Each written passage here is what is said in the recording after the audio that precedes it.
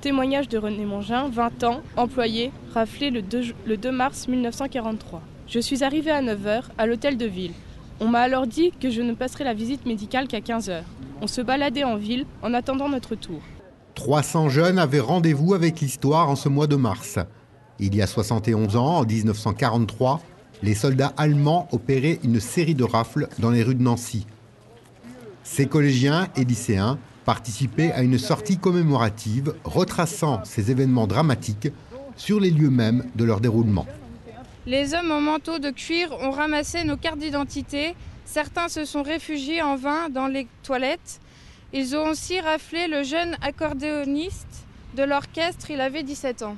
Les nazis, ils ont raflé les jeunes qui étaient dans le bar, mais ils ont également raflé les personnes qui, de l'autre côté de la rue ici, devant le bar, attendaient le tram.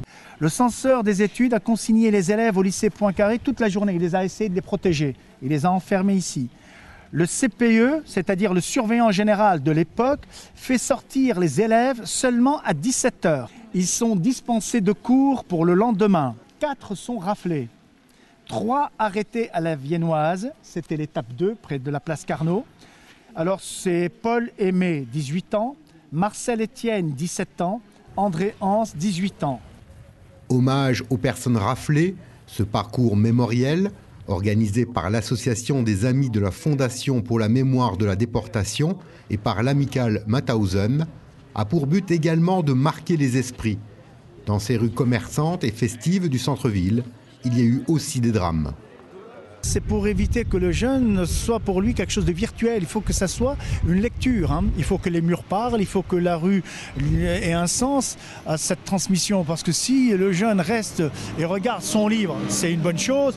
Mais le fait de se rapprocher du lieu où ont eu lieu les rafles, c'est comme si c'était des repères à la fois spatiaux, des repères géographiques, des repères historiques. Et on essaie de voir un petit peu ce qui s'est passé dans le temps. Le fait de sortir un jeune, c'est primordial. C'est à la fois une ouverture, une compréhension et puis une lecture. C'est la rue des bars et des cinémas, d'accord? Donc ce qu'il faut retenir, le 2 mars, c'était les rafles place Carnot, et le 5 mars, ils vont attaquer la partie populaire, le quartier populaire de Saint-Sébastien. Nous sommes au début de l'après-midi et nous entrons avec 2 amis dans une brasserie anciennement appelée l'Américain, sur la place Maginot, pour boire un demi de bière et discuter. C'est alors que les Allemands entrent, demandent nos papiers d'identité et les gardent, en nous disant simplement d'attendre. Au bout d'un moment, des autobus arrivent et nous emmènent à la prison. Je ne sais pas encore que ma vie vient de basculer. C'était bien, hein. On a découvert des lieux. Ça fait bizarre de retourner sur les lieux où ça s'est passé. Je voyais les plaques, mais je ne savais pas ce que ça représentait.